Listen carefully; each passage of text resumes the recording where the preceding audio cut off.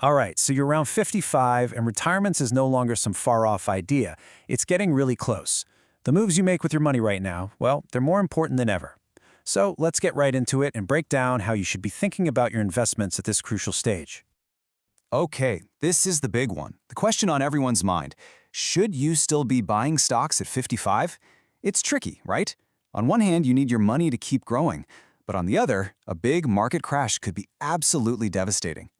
The truth is, there's no simple yes or no. The right answer really, truly depends on your specific financial situation. You know what's fascinating is that the best way to answer this isn't to look for the next hot stock. It's about flipping the question entirely. Instead of asking, what should I buy? The real question you need to ask yourself is, can I actually afford to take a big risk right now?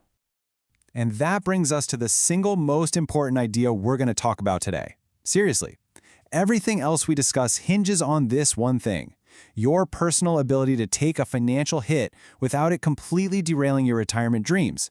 That one answer is what's going to shape your entire strategy from this point forward. So think of it like standing at a fork in the road. Down one path, maybe you've got a great income, a solid pension lined up, and other assets that create a nice financial cushion. If that's you, you can probably afford to take on some calculated market risk.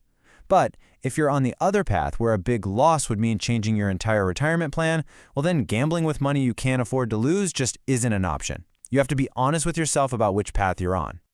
Okay, so let's say you're on that first path. You've got that safety net and you can handle some risk. Great! You can still invest in stocks, but the game has changed. We're not chasing those high-flying, risky growth stocks anymore.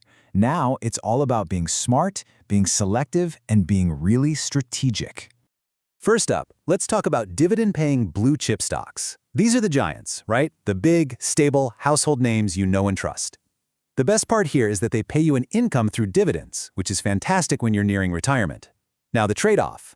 The growth is slower, but at this age, slow and steady often wins the race. Another really popular way to go is a low-cost index fund. Instead of trying to pick the winning horse, you're basically betting on the whole race. It's super diversified and really cheap. But, and this is a huge but, you have absolutely zero protection. If the market drops 30%, guess what? So does your investment. There's no safety net built in. Then you've got what we call defensive stocks. Think about utility companies, or the businesses that sell things like toothpaste and toilet paper. People need electricity, and they keep buying those basic goods no matter what the economy is doing. That makes these stocks really stable. The trade-off, as you can probably guess, is that you're swapping high growth for that high degree of safety. And finally, let's look at REITs. These are real estate investment trusts, and they're a pretty cool way to get income from real estate without the headache of actually being a landlord. The income can be really attractive, but just be aware that they can be volatile, and they're pretty sensitive to what's happening with interest rates. Okay, but what if you listened to all of those options and just thought, nope, I simply cannot afford to lose a single penny of my principal right now? You know what? That is a perfectly smart and responsible way to feel. So let's talk about that second path, how you can get growth potential without that terrifying downside risk. And this is where a different kind of tool, one that was literally built for this situation, comes into play. It's called a fixed indexed annuity, or an FIA. Now stick with me here. It's designed to give you growth that's linked to a market index, like the S&P 500. And this is the absolute game changer. Your principal, your initial investment, is 100% protected from market losses. The way it works is actually pretty simple. When the market index it's linked to goes up, your account gets credited with interest. But if that index goes down, your account value just stays the same. You lose zero. You simply don't participate in the losses. It's like heads you win, tails you just don't lose. Your principal is always safe. For someone who's just a decade or so from retirement, that kind of protection is just incredible. It's peace of mind. You get the potential to grow your money without that constant fear of a market crash wiping you out. This is exactly why people use FIAs to create the safe bucket of their retirement. It's the money that's completely shielded from all that market craziness. So let's just zoom out for a second and look at the big picture. When it's all said and done, what's the most important lesson here for protecting the money you've spent your entire life working to save? This right here, this is the key. The biggest mistake people make at this stage isn't picking a bad stock. It's having too much of their nest egg exposed to risk at the exact moment they can least afford to take a hit. That's the real danger. And a major market downturn isn't some once-in-a-lifetime event. These things are a normal part of the cycle.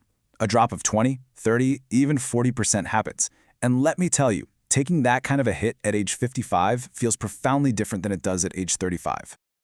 And that's the real problem, isn't it? The time it could take for your portfolio to climb back from a big loss could be 5, 7, maybe even 10 years. That's a recovery window that pushes right into when you wanted to retire. It's time you just might not have. But here is the good news. You have options. You are not forced to just cross your fingers and hope for the best. We talked about FIAs for safe growth and dividend stocks for moderate risk. There are other tools too, like MYGAs that give you a guaranteed interest rate, or writers that can provide a guaranteed income you can never outlive.